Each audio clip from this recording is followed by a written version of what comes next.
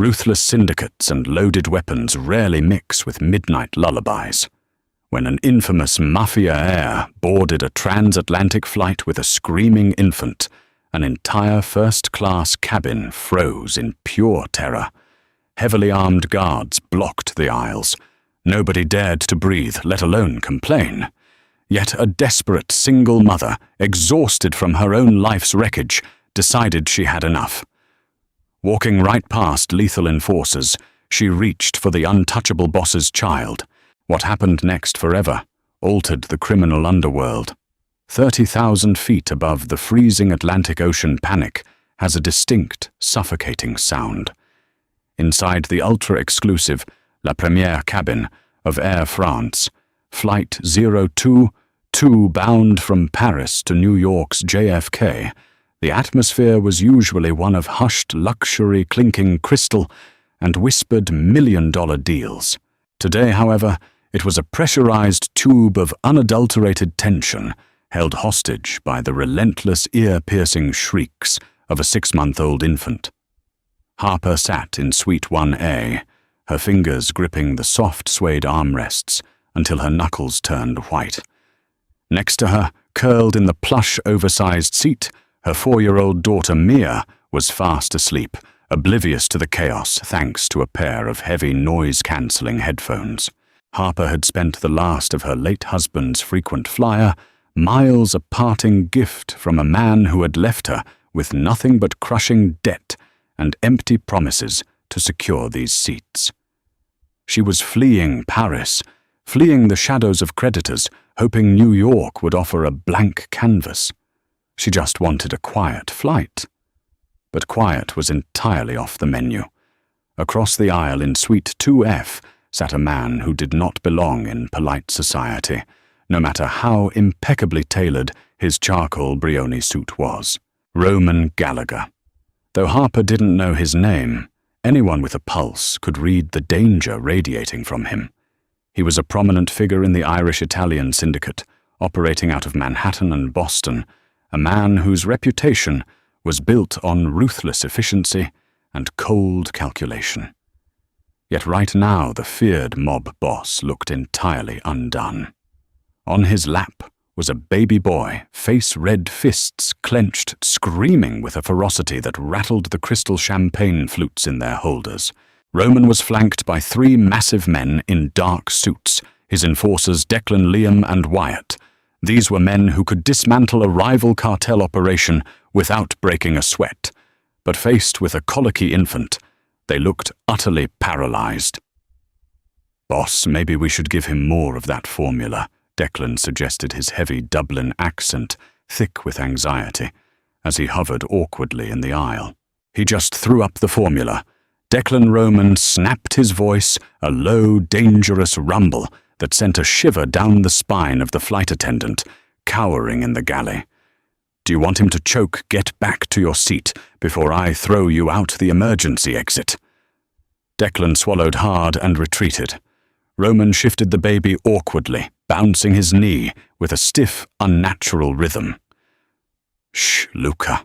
Quiet down now," Roman ordered, sounding more like he was giving a command to a subordinate than comforting a child. Naturally, the baby wailed louder. The crying had been going on for 2 straight hours.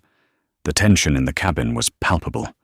The other 2 passengers in the exclusive suite, a French tech billionaire and his wife, were pressed as far back into their seats as possible, terrified to even glance in Roman's direction. The flight attendants, usually paragons of attentive service, were clustered behind the curtain, drawing straws to see who would have to go out there and ask the terrifying man to calm his child. Harper watched the scene unfold with a mixture of exhaustion and rising empathy. She recognized the specific pitch of that cry. It wasn't hunger, and it wasn't a wet diaper. It was the sharp, agonizing scream of infant gas colic. The baby was in physical pain, and the giant, terrifying man holding him was only making it worse with his rigid, stressed-out posture. Babies are emotional sponges. Little Luca was absorbing every ounce of Roman's dark, coiled frustration. Harper closed her eyes, trying to block it out. "Do not get involved," her survival instinct whispered. "You are running from dangerous men. Do not walk right up to another one." But another shriek tore through the cabin, followed by a pathetic, breathless hiccup from the child. Harper's maternal instincts, honed by years of single motherhood and sleepless nights with Mia, surged violently. She couldn't take it anymore. The baby was suffering, and the men were entirely useless. Before her rational brain could lock her legs, Harper unbuckled her seatbelt. She stood up, smoothing the wrinkles from her simple faded cashmere sweater, and stepped out of her suite. Instantly, the atmosphere shifted from tense to explosive. As Harper took a step toward Suite 2, F. Liam and Wyatt were on their feet. Wyatt's hand slipped inside his suit jacket, resting ominously over his holster. "Take a seat, lady." Wyatt growled his voice, a low, gravelly threat that left absolutely no room for negotiation. "Now!" Harper's heart hammered against her ribs like a trapped bird, but she forced her chin up. She didn't look at the guards. She locked eyes directly with Roman Gallagher. Up close, he was even more intimidating. He had sharp, aristocratic features, a strong jaw dusted with dark stubble, and eyes the color of shattered ice. A faint, jagged scar ran through his left eyebrow, a testament to a life lived violently. "He's swallowing too much air when he cries, which is making the gas worse," Harper said, her voice remarkably steady, despite the adrenaline flooding her veins. "You're bouncing him too hard, and your chest is too rigid.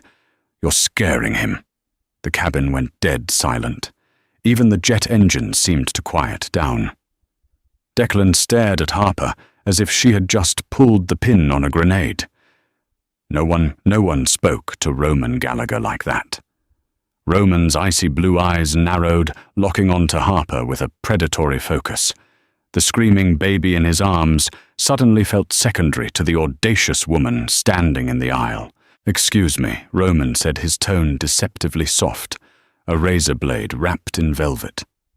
"I said you're holding him wrong," Harper repeated, taking another step forward. Wyatt moved to intercept her, but Roman raised a single commanding finger. Wyatt froze, stepping back instantly. "You think you can do better?" Roman challenged, a dangerous edge to his voice. "I know I can," Harper replied. She extended her empty hands, palms up, offering a universal gesture of peace. "Give him to me." It was the unthinkable. To approach a man of his stature, to breach his security perimeter, and to demand he hand over his blood. The guards braced themselves for Roman to explode. Instead, Roman looked at her outstretched hands, then down at the red, tear-streaked face of the baby who was currently arching his back in agony. Roman's jaw ticked. With a slow, measured movement, he stood up and extended his arms, placing the screaming infant into Harper's hold. The moment Luca's weight settled into her arms, Harper went to work, her body slipping into a familiar, practiced rhythm. She didn't cradle him like a delicate doll. Instead, she flipped the baby onto his stomach, resting his chest and belly along her forearm, with his chin supported gently in the crook of her elbow. Her hand secured his diapered bottom, while her other hand began to rhythmically and firmly pat his upper back. It was the tiger in the tree colic, Holder maneuver that applied gentle pressure to the baby's cramped abdomen. Harper began to walk slowly up and down the short stretch of the first-class aisle. She ignored the heavily armed men watching her every move. She ignored the terrifying mob boss sitting a few feet away. She focused entirely on the child. She began to hum a low, resonant tune, an old French lullaby her grandmother used to sing. She didn't sing from her throat, but from her chest, allowing the deep vibrations of the hum to transfer through her body and into the baby's. "La la la dors mon petit," she murmured softly, her sway methodical, her pats rhythmic. For the first 30 seconds, Luca continued to scream, fighting the new position. Wyatt shifted nervously, looking at his boss, but Roman remained perfectly still, his eyes tracking Harper's every step, like a hawk watching a mouse. Then, at the 45-second mark, the miracle happened. Luca's shrill wails broke into wet, exhausted hiccups. His tiny fists, previously balled in fury, began to unfurl. The gentle pressure on his stomach, combined with the low, steady vibration of Harper's humming, was working its magic. Suddenly, a loud, undeniable burp echoed through the quiet cabin. Declan actually let out a quiet gasp of relief. Luca let out a long, shuddering sigh, his body going entirely limp against Harper's forearm, as the pain finally dissipated. Within 2 minutes, his eyes drifted shut. The agonizing 3-hour ordeal was over. The baby was fast asleep. Harper continued to pace for another 5 minutes to ensure he was deeply under, before slowly turning back to Roman's suite. Roman hadn't moved. He sat in his leather seat, his hands steepled under his chin, his piercing blue eyes fixed on her. The dark, menacing aura hadn't faded, but there was a new layer to his expression. Intense, calculating fascination. Harper walked over and gently lowered the sleeping infant back into Roman's arms, adjusting his position so the baby was cradled comfortably. Support his head, let him rest against your heartbeat, and relax your shoulders. Harper whispered, keeping her voice low. If you're tense, he's tense. Roman adjusted his grip, his massive tattooed hands surprisingly gentle as they settled around the tiny boy. He looked down at the sleeping child, a fleeting shadow of profound sorrow crossing his hardened features before the mask of the ruthless boss slipped back into place. He looked up at Harper. "Who are you?" he asked quietly. "Harper," she replied, crossing her arms over her chest, suddenly hyper-aware of how close she was standing to a man who likely ordered hits before breakfast. "Harper," he repeated, testing the name on his tongue. "You have a lot of nerve, Harper." Walking up to me, barking orders at my men. "Your men know how to handle guns, mister." "I don't know your name," she said defensively. "They clearly don't know how to handle a baby with trapped wind."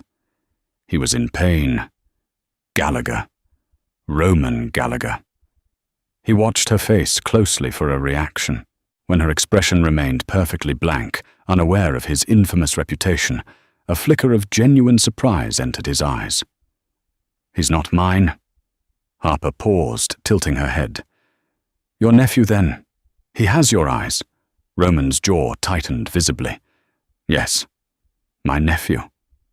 Luca." He looked away, staring out the oval window into the black night sky. His mother, my sister, was taken from us 2 weeks ago. His father followed a week later. Car accident. Or so the police report says. The cold, flat way he delivered the news sent a chill down Harper's spine. The implications were clear. It wasn't an accident. This terrifying man had lost his family to violence, and now he was left holding the remnants, a 6-month-old baby he had no idea how to raise.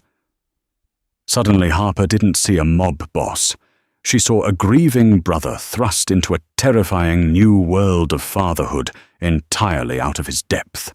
Her own grief, the agonizing loss of her husband, even if he was deeply flawed, resonated with the raw pain she saw hidden behind Roman's icy stare. "I'm sorry for your loss," Roman Harper said, softly, genuinely. It's an impossible thing to navigate. Grief, and trying to care for a child while your own world is falling apart. Roman snapped his gaze back to her, surprised by her insight. "You speak from experience." It wasn't a question. Harper glanced back at her own suite, where Mia was still peacefully sleeping. "I lost my husband 2 years ago. I've been a single mother ever since. It doesn't get easier, but you get stronger. What brings a single mother to La Première on a one-way ticket to New York?" Roman asked, his eyes scanning her simple clothes. He was a man who noticed everything. He knew she didn't have the bank account to match the $10,000 ticket. Running away, Harper answered truthfully, surprisingly comfortable in the shadow of this dangerous stranger. Sometimes a fresh start is the only way to stay alive. Roman held her gaze for a long moment, an unspoken understanding passing between them. Two people running from different ghosts colliding at 30,000 feet. Well, Harper, Roman said softly, looking down at the sleeping Luca. You bought us some peace. I am in your debt. And Roman Gallagher always pays his debts. Consider it a freebie. Harper smiled faintly, turning to walk back to her seat. Just try to relax your shoulders, Roman. The remainder of the flight passed in surreal tranquility. Luca slept soundly for hours, nestled against Roman's chest. Every time Roman felt his own muscles tensing, he caught Harper's eye across the aisle. She would offer a small, encouraging nod, and he would force himself to exhale and relax. The hardened enforcers, Declan, Liam, and Wyatt, treated Harper with a bizarre, newfound reverence. When she got up to use the lavatory, Liam practically tripped over himself to open the door for her. As the Boeing 777 began its descent into John F. Kennedy International Airport, the glittering skyline of New York emerged from the darkness, like a bed of diamonds. Harper woke Mia, helping her daughter change out of her pajamas. The anxiety of what awaited her on the ground began to creep back in. Her ex-husband, Paul, hadn't just owed money to the bank, he owed money to the Brighton Beach Bratva. The Russian syndicate was notoriously unforgiving, and Harper had drained her accounts to pay off the last of his debts before fleeing to America. But a lingering fear whispered that it wouldn't be enough. As the plane touched down with a heavy thud, Roman stood up carefully, handing a waking, cooing Luca to Declan. He buttoned his suit jacket, transforming instantly from an awkward surrogate father back into the untouchable cartel heir. He stepped into the aisle, blocking Harper's path as she gathered her bags. I have cars waiting on the tarmac, Roman said, his voice returning to its authoritative baritone. Where are you heading? We will drop you. Harper shook her head, gripping Mia's small hand tightly. Thank you, but no. We're taking a cab. We have an Airbnb in Queens. Roman frowned, clearly unaccustomed to being told no.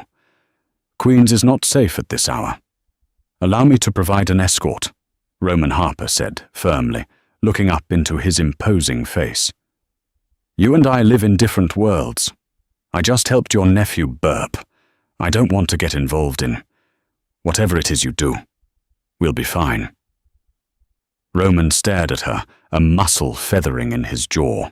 For a second, she thought he might force the issue, but instead, he reached into his breast pocket and pulled out a sleek, matte black business card.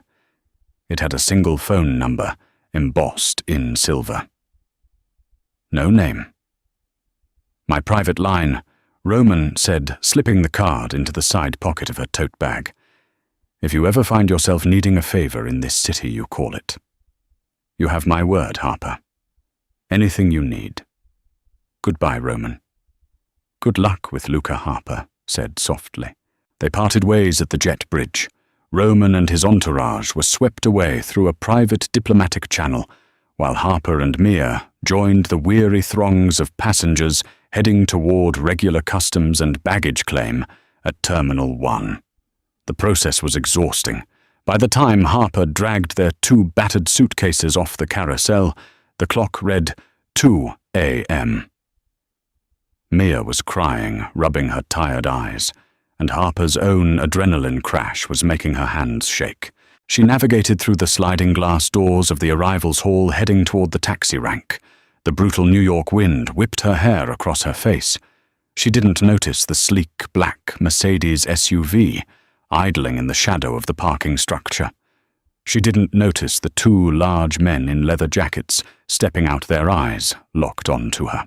It wasn't until she was standing at the edge of the curb holding her hand out for a yellow cab that she felt a heavy hand clamp down on her shoulder. "Harper Davis," a thick, heavily accented voice asked. Harper froze, her blood turning to ice water. She turned slowly. The man holding her shoulder was built like a tank with a jagged scar running down his neck. His companion stood a few feet away, casually blocking her path back into the terminal. "Who are you?" Harper demanded, pulling Mia behind her legs. "Your husband left a mess in Paris," the man said, a cruel smile twisting his lips. "You thought transferring the money cleared the interest. The Bratva does not forgive interest, Mrs. Davis. You owe us another 200,000. And since you don't have it, we're going to take collateral." He looked pointedly down at Mia. Panic exploded in Harper's chest. She opened her mouth to scream, to call for airport security, but the second man moved with terrifying speed, flashing a suppressed pistol from beneath his jacket. Not a sound, the armed man hissed. "Walk to the Mercedes." Tears welled in Harper's eyes as she grabbed Mia into her arms, preparing to fight, preparing to die, right there on the curb to protect her child. She calculated the distance to the nearest police officer too far. "Hey!" A voice boomed across the tarmac. The two Russian enforcers spun around, walking out from the VIP exit flanked by Declan Liam, and Wyatt was Roman Gallagher. He wasn't holding a baby anymore. He was holding a custom-engraved 1911 pistol, and it was aimed directly at the man holding Harper's shoulder. Roman's eyes, previously filled with exhausted sorrow on the plane, were now dead black and utterly merciless. "I suggest you take your hand off the lady," Roman said, his voice slicing through the cold night air like a scythe, "before I remove your arm at the shoulder." The Russian with the gun scoffed, aiming his weapon at Roman. "Back off, Gallagher. This is Bratva business. The woman belongs to us." A dark, terrifying smile spread across Roman's face.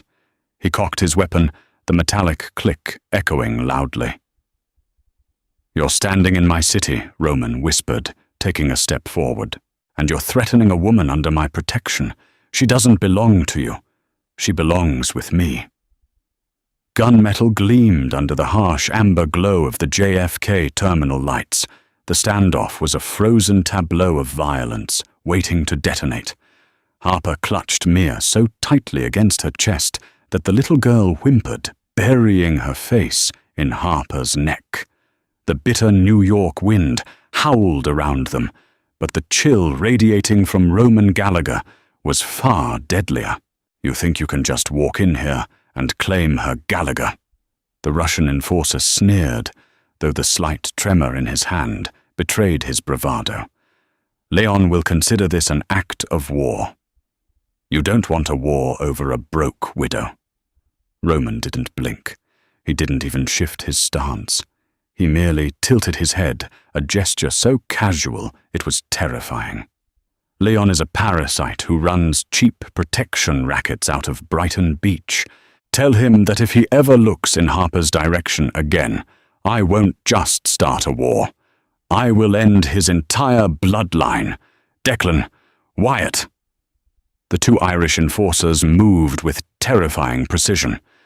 Before the Russian could pull his trigger, Wyatt swept his legs out from under him, while Declan disarmed the second man with a brutal bone-crunching twist of his wrist. The suppressed pistol clattered onto the asphalt. In less than 3 seconds, both Bratva men were pinned to the freezing ground, bleeding and humiliated. Roman lowered his 1911, sliding it smoothly back into his shoulder holster.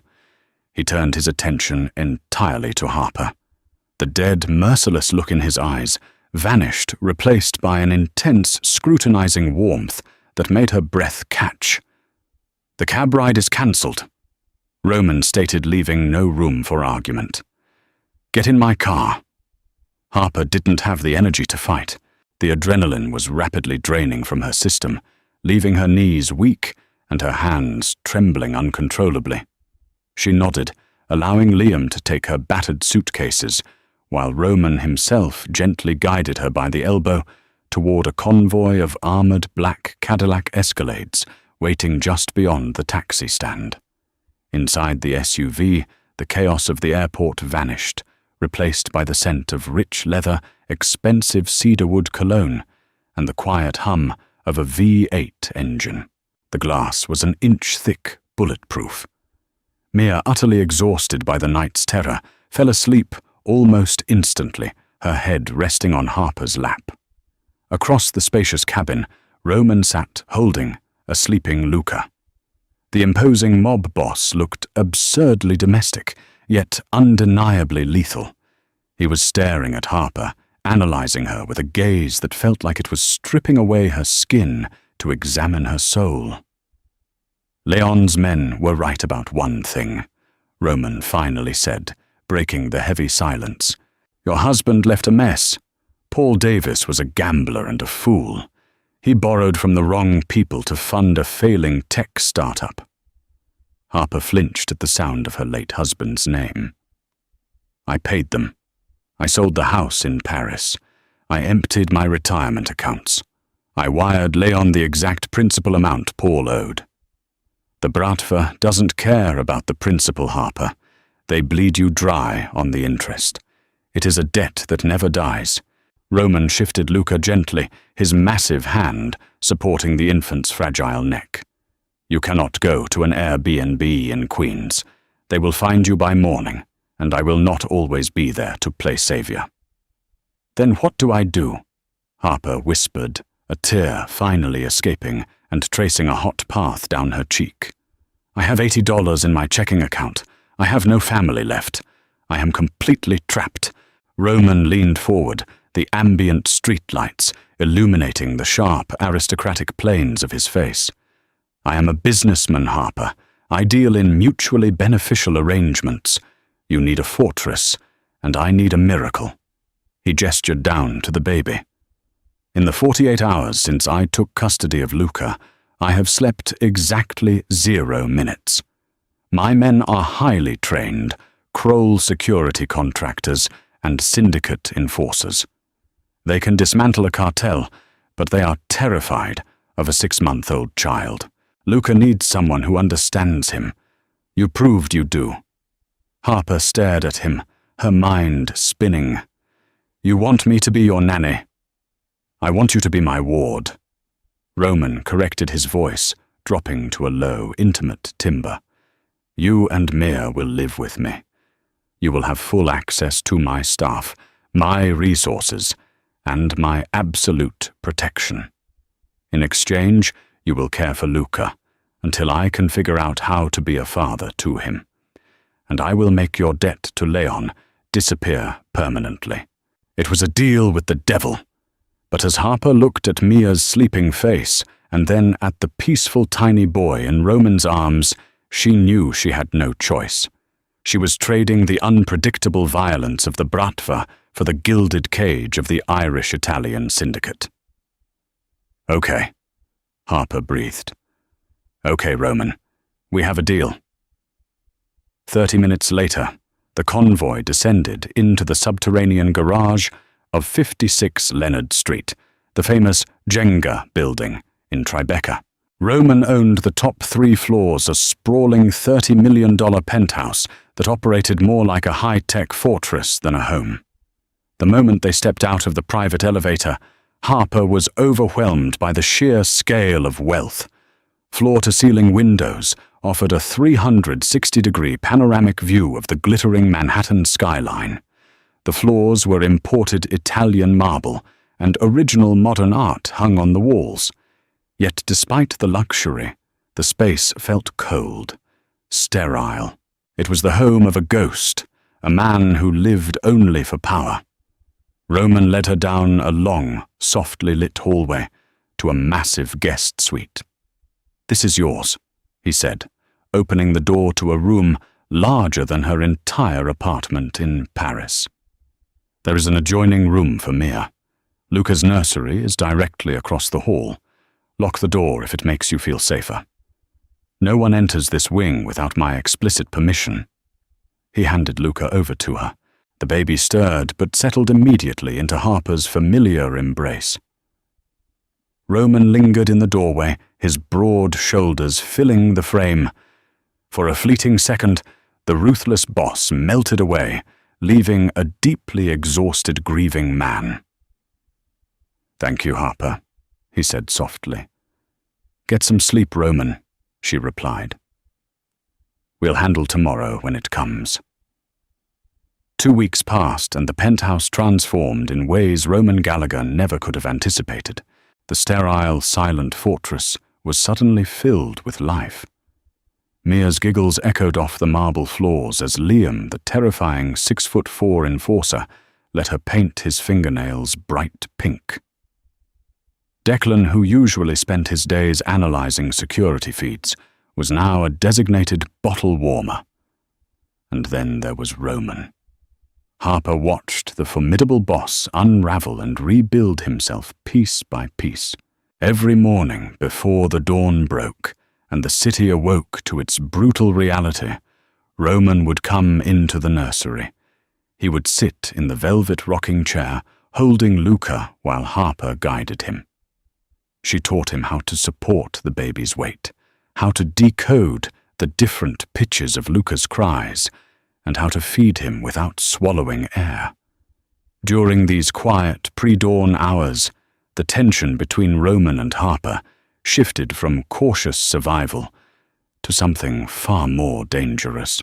One morning, Roman arrived in the nursery straight from a syndicate meeting. He had shed his suit jacket, and his white dress shirt was unbuttoned at the collar, revealing the dark ink of tattoos crawling up his chest. He looked exhausted, a dark bruise forming along his jawline, a stark reminder of the violent world he ruled. Harper took a warm bottle from the machine and handed it to him. Their fingers brushed. A shock of electricity shot up Harper's arm, and she gasped softly, pulling her hand back. Roman's eyes snapped to hers, the ice-blue depths suddenly burning with an intensity that made the room feel uncomfortably small. "You're injured." Harper noted her voice, barely above a whisper, as she stared at his jaw. "An occupational hazard." Roman replied, not breaking eye contact. He expertly settled Luca into his arm, feeding him with a natural grace he hadn't possessed 2 weeks ago. "Leon is testing boundaries. He is furious that I took you from the airport." Guilt twisted violently in Harper's stomach. "I brought a war to your doorstep."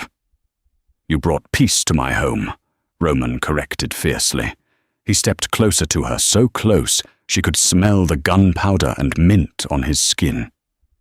"I would burn this entire city to ash before I let them touch you, or the children, Harper. Do you understand that?" Harper's breath hitched. She was falling for him. It was reckless, insane, and completely undeniable. Beneath the blood and the billions, Roman was fiercely protective, deeply loyal, and drowning in the same grief that haunted her. But the bubble of their domestic sanctuary was about to burst. That afternoon, while Roman was out finalizing a shipment at the docks, Harper took Mia and Luca to the penthouse's private terrace for some fresh air. While adjusting Mia's jacket, she noticed something strange tucked inside the lining of Mia's favorite stuffed rabbit, a toy Paul had given the girl right before he died. Frowning, Harper gently pulled at the seam. It was loose. She reached 2 fingers inside the stuffing and pulled out a small metallic object. It was a heavily encrypted USB flash drive. Wrapped around it was a tightly folded piece of paper. Harper's heart began to hammer against her ribs. She set the baby down in his secure carrier and unfolded the note. The handwriting was unmistakably Paul's, frantic and jagged. "Harper, if you find this, I am already dead. I didn't just borrow money from the Bratva. I hacked into the Gallagher Syndicate's offshore accounts. I stole the master ledger, the names of every corrupt politician, judge, and police commissioner Roman Gallagher owns. Leon paid me to do it. But I double-crossed Leon and hid it. Roman will kill you if he finds out who I am. Leon will kill you to get the drive. Trust no one. Run." The blood drained from Harper's face, leaving her entirely cold. The air was sucked from her lungs. The safe haven she thought she had found was built on a foundation of lethal lies. Roman didn't just casually offer to protect her. He was Roman Gallagher. He missed nothing. Did he know? Did he take her in because he knew she was Paul Davis's widow? The woman unknowingly harboring the key to dismantling his entire empire. Was this entire arrangement a calculated trap to keep the ledger within his reach? Suddenly, a heavy set of footsteps echoed against the terrace floorboards. Harper shoved the flash drive deep into her own pocket, just as Roman stepped out into the sunlight. His face was a mask of cold fury. His phone gripped tightly in his hand. Harper managed to choke out her legs, trembling. Roman stopped 10 feet away. The warmth from the morning was entirely gone.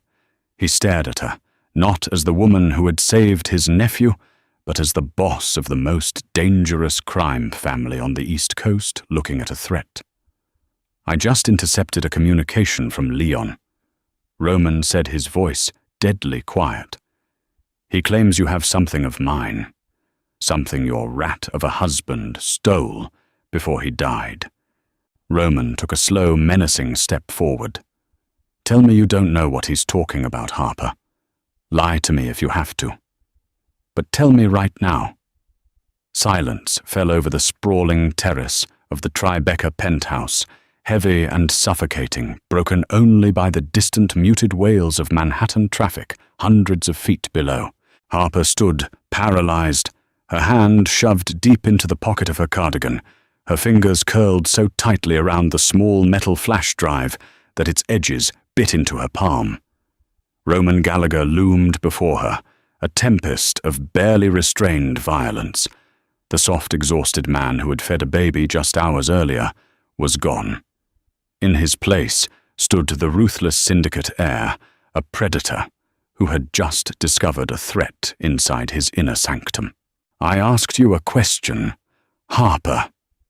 Roman said, his voice dropping to a terrifying, gravelly whisper. He closed the distance between them with slow, deliberate steps until he was mere inches away. The scent of his cedarwood cologne, usually a comfort, now felt like a warning. "Leon just sent a secure, encrypted message to Declan. He said the widow has his property. What did Paul leave you?" Harper's mind raced. The survival instinct that had kept her alive in Paris screamed at her to lie, to play dumb, to grab Mia and run. But where could she run? Roman owned the city.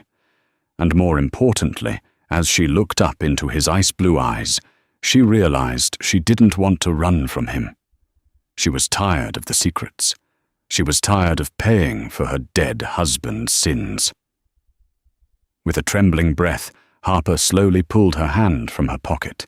She opened her fist, revealing the silver, heavily encrypted USB drive and the crumpled handwritten note. Roman's gaze darted to her hand. He didn't snatch it. He simply waited. "I didn't know." Harper choked out, hot tears welling in her eyes, blurring the sharp lines of his face. "Roman, I swear to God, I didn't know. I was fixing Mia's stuffed rabbit. I found this sewn inside the lining 10 seconds before you walked out here." Paul hid it. Roman slowly reached out, his massive, tattooed fingers brushing against her palm as he took the drive and the note. He unfolded the paper. As his eyes scanned Paul's frantic handwriting, the muscle in his jaw twitched violently. Harper watched him process the magnitude of the betrayal. Paul Davis hadn't just owed the brat for money. He had orchestrated a catastrophic cyber heist against the Gallagher family, stealing the very foundation of their power, the master ledger of their political and judicial leverage, and tried to sell it to their greatest enemy. For a terrifying minute, Roman said nothing. He looked from the note to the drive and then finally down to Harper. "Your husband..." Roman began, his voice, devoid of all emotion, hacked into a fortified offline server bank in Dublin. He stole the names of every senator, police commissioner, and federal judge on my payroll. If this drive decrypts my entire family's legacy, burns to the ground, we face life in a federal penitentiary. I didn't know, Harper repeated, her voice cracking. You have to believe me, Roman. I thought it was just gambling debt. If I had known, I would never have brought this into your home. I would never have put Luca in danger. Roman stared at her, his eyes searching her face, analyzing the micro-expressions of her panic.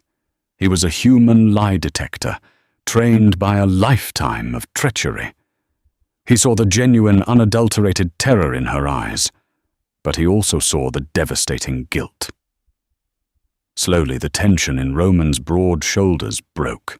He reached out his hand, cupping her cheek, his thumb gently wiping away a stray tear. I know, he said softly. I know you didn't, Harper. You are collateral damage in a game you never asked to play.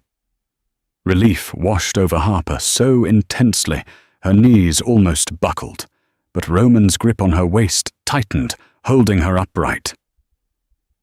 But we have a massive problem, Roman continued, his tone shifting abruptly to clinical tactical precision. He held up the stuffed rabbit, inspecting the inner lining where Harper had ripped the seam. He frowned, pulling out a thin metallic mesh fabric hidden beneath the cotton stuffing. A Faraday cage, Roman muttered, his eyes widening slightly.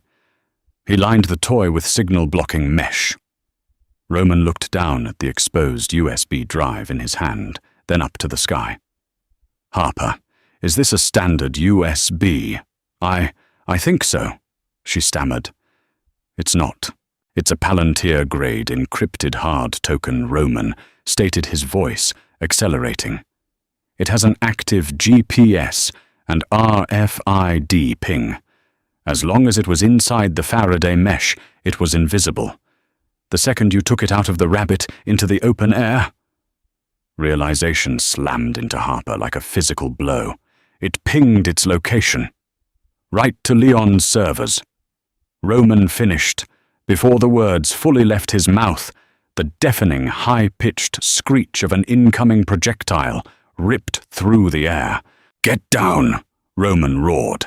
He tackled Harper to the hardwood floor of the terrace, just as the massive bulletproof floor-to-ceiling glass doors of the penthouse exploded inward. The concussive force of an RPG round shattered the reinforced glass, sending a deadly shower of shrapnel flying into the living room. Chaos erupted instantly. The tranquil sanctuary was instantly transformed into a war zone. Alarms blared, bathing the penthouse in strobing red emergency lights. Declan Wyatt, Roman bellowed over the sirens, dragging Harper behind a heavy concrete planter. He pulled his 1911 pistol from his shoulder holster, checking the chamber with practiced lethal efficiency. The children! Harper screamed, pure panic overriding her fear. Luca was in his carrier near the terrace door, and Mia was sleeping in her bedroom down the hall. I've got him! A thick Irish accent yelled through the smoke. Liam emerged from the dust, his massive frame shielding the infant carrier, as he dove behind a marble kitchen island. Luca was wailing, the sound completely drowned out by the continuous chatter of automatic gunfire, tearing through the apartment from the adjacent rooftop. They're on the building across the street, Wyatt yelled, returning fire with a suppressed compact assault rifle, the muzzle flashes illuminating his grim face. Kroll security detail on the ground floor is neutralized. They bypassed the lobby. We have heavily armed hostiles coming up the private elevator shaft. They've rigged the cables. They want the drive, Roman snarled, shoving the USB deep into his pocket. He turned to Harper, grabbing her shoulders, forcing her to look into his eyes. Harper, listen to me. I need you to run to Mia's room. Grab her and take her into the master suite bathroom. There is a panic room behind the mirror. The code is 0404. Do you understand? I am not leaving you. Harper cried, her hands gripping his shirt. You are a mother first, Roman commanded fiercely. Move! Harper didn't hesitate anymore. Adrenaline flooded her veins. She scrambled on her hands and knees, keeping her head below the level of the ruined windows, crawling through the shattered glass and debris. She reached the hallway just as the heavy steel doors of the private elevator blew off their hinges with a thunderous boom. 5 men dressed in tactical black gear poured into the foyer, assault rifles raised. Roman didn't wait for them to find their targets. He stood up from cover, stepping directly into the line of fire. He moved with a terrifying fluid grace, his pistol barking 3 times in rapid succession. 3 hostiles dropped to the marble floor, neutralized instantly. Declan and Wyatt flanked him, laying down suppressive fire that forced the remaining 2 attackers behind the shattered elevator doors. Harper used the distraction to sprint down the hallway. She threw open the door to Mia's room. The little girl was sitting up in bed, her hands over her ears, screaming in terror. Harper scooped her up, wrapping her body entirely around the child, and ran across the hall into Roman's master suite. She slammed the bathroom door, found the mirror, and punched in the code. 0404. The heavy glass hissed open, revealing a reinforced steel cube. She threw herself and Mia inside, hitting the emergency lock button just as the sounds of heavy combat echoed down the corridor. Inside the dark, soundproof box, the world went terrifyingly silent. Harper held Mia tight, rocking her in the pitch black, praying to a god she hadn't spoken to in years that the man who had turned her world upside down would survive the night. Outside the panic room, the battle for the penthouse was brutal and unforgiving. Roman's men were elite, but Leon had sent an army desperate to secure the ledger that would make him the undisputed king of New York's underworld. Roman reloaded his weapon, his back pressed against the bullet-riddled drywall of the hallway. Wyatt was bleeding from a graze on his shoulder, and Declan was pinning down 3 Bratva enforcers near the kitchen. "Boss, we can't hold this position forever," Declan shouted, tossing a flashbang into the living room to buy them 10 seconds of breathing room. "NYPD will be here in less than 5 minutes, and if they find us with these bodies—" Roman knew Declan was right. If the police arrived, they would all go down. The Gallagher syndicate would be exposed, and Harper and the children would be swept into the foster system, vulnerable to whatever Bratva elements remained on the streets. Roman pulled the silver USB drive from his pocket. He stared at it. This tiny piece of metal represented absolute power. It was the leverage his father and grandfather had bled to build. It was his birthright. But as he listened to the gunfire destroying his home, he realized it was also a curse. It was the reason his sister was dead in a staged car accident. It was the reason Harper was cowering in a steel box. As long as he held on to this power, he would forever be a target, and anyone he loved would be trapped in the crossfire. Roman made a decision that would alter the course of criminal history. "Declan, patch me through to Special Agent Vance at the FBI field office," Roman ordered, his voice cutting through the chaos. Declan stared at him, stunned. "Boss, you want me to call the feds? Do it now!" Roman roared. Declan fumbled with his encrypted comms unit, punching in a frequency they usually monitored to avoid raids, not to invite them. He tossed the earpiece to Roman. "Gallagher." A sharp, professional voice barked through the static. "You have a lot of nerve pinging this channel. We have reports of heavy ordnance at your address." "Listen to me carefully, Agent," Roman said, firing blindly around the corner to keep the attackers at bay. "I have the master ledger. Everything. The offshore accounts, the compromised judges, the shell companies for the Brighton Beach Bratva, and my own family's operations. I am willing to hand it over." Silence on the other end, save for the sound of breathing. "What's the play?" Roman. "Full federal immunity for myself, my crew and 2 civilians. complete erasure of our identities. And I want an assault team on the roof of 56 Leonard Street in 2 minutes to wipe out the Russian hit squad currently trying to kill me." "You're burning your own house down to kill a rat, Gallagher," the agent asked, sheer disbelief coloring his tone. "I'm burning it down to build something else," Roman replied coldly. "Do we have a deal?" "Feds are inbound. 2 minutes." Roman dropped the earpiece. He turned to Liam, who was still shielding Luca. "Hold the line. Help is coming." Roman sprinted down the hallway toward the master suite. He bypassed the remaining crossfire, his sole focus on the woman trapped behind the mirror. He punched the override code into the panel. The steel door slid open. Harper looked up, her eyes wide with terror, clutching Mia. When she saw Roman covered in plaster dust and blood, she let out a choked sob.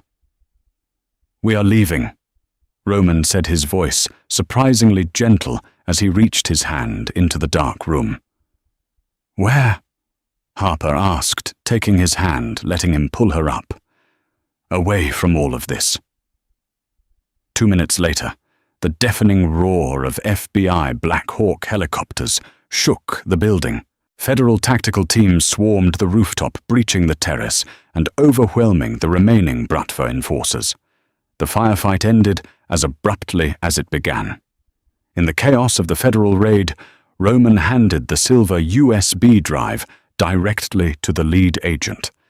He didn't look back at the millions of dollars of destroyed art or the penthouse that had been his fortress. He looked only at Harper, Mia, and the tiny baby currently sleeping against Liam's chest, oblivious to the fact that his uncle had just dismantled a century-old Mafia empire to keep him safe. 18 months later. The crisp mountain air of Jackson Hole, Wyoming, carried the scent of pine and impending snow. Far from the concrete canyons of New York and the blood-soaked streets of Brighton Beach, a sprawling, isolated ranch sat nestled at the base of the Teton Range. Harper stood on the wraparound wooden porch, wrapping a thick wool shawl tightly around her shoulders. She held a steaming mug of coffee, watching the morning sun paint the snow-capped peaks in shades of brilliant gold and pink. The heavy wooden front door creaked open behind her. Roman stepped out onto the porch. He wasn't wearing a tailored Brioni suit or a shoulder holster. He wore faded denim jeans, a heavy flannel shirt, and rugged boots. The dark shadows that used to haunt his eyes had faded, replaced by a quiet, profound peace. He wrapped his arms around Harper from behind, pulling her back against his chest, resting his chin on the top of her head. "It's freezing out here," Roman murmured, his voice a low rumble against her back. "Come back to bed." "I was just watching them." Harper smiled, nodding toward the snow-covered pasture. Down near the wooden fences, Declan and Liam, now operating as ranch hands, who still occasionally cleared a room with tactical precision before entering, were trying to teach a 5-year-old Mia how to saddle a pony. It was a chaotic, hilarious disaster. A few feet away, a 2-year-old Luca, bundled in a snowsuit, so thick he could barely waddle, was furiously trying to catch a barn cat. Roman chuckled, the sound rich and genuine. It was a sound he had learned how to make over the last year and a half. The transition hadn't been easy. The FBI had kept their word. The master ledger decimated the corrupt political machine in New York. Leon was arrested and subsequently killed in federal lockup by a rival faction. The Gallagher syndicate dissolved its assets, seized its soldiers, scattered. Roman Harper and the crew had vanished into the witness protection program, emerging with new names, a clean slate and a quiet piece of land bought with legitimate funds Roman had stashed away years prior. Harper leaned back into him, turning her head to press a soft kiss against his jaw, right over the faint scar that served as the last reminder of a violent past. "Do you ever miss it?" Harper asked softly. "The power, the city." Roman turned her in his arms, looking down into the eyes of the woman who had walked past armed killers on an airplane just to comfort a crying child. He thought about the empire he had burned, the legacy he had destroyed, and the terrifying freedom he had gained in return. He cupped her face, leaning down to press a deep, lingering kiss to her lips. "I never had real power until I had something worth losing," Roman whispered, brushing a stray lock of hair behind her ear. He looked out at Mia, laughing loudly, as Declan fell into a snowdrift, and little Luca running toward them with his arms raised. "I have everything I want right here. My family." Harper smiled, her heart full. The ghosts of Paris and New York finally truly laid to rest. Bloodlines and bullets had tried to dictate their fate, but in the end it was a mother's instinct and a monster's redemption that had rewritten the story. They were no longer running. They were finally home. If you felt your heart pounding as Harper and Roman fought their way out of the darkness and into a new life, then you know this story was a wild ride. From a terrifying flight to a bullet-riddled penthouse, it proves that sometimes the most dangerous villains make the fiercest protectors. What did you think of Roman's ultimate sacrifice? Would you have handed over the flash drive? Let me know your thoughts in the comments below. Don't forget to like this video, share it with your fellow romance and drama lovers, and subscribe to the channel and hit that notification bell so you never miss another thrilling, real-life inspired story.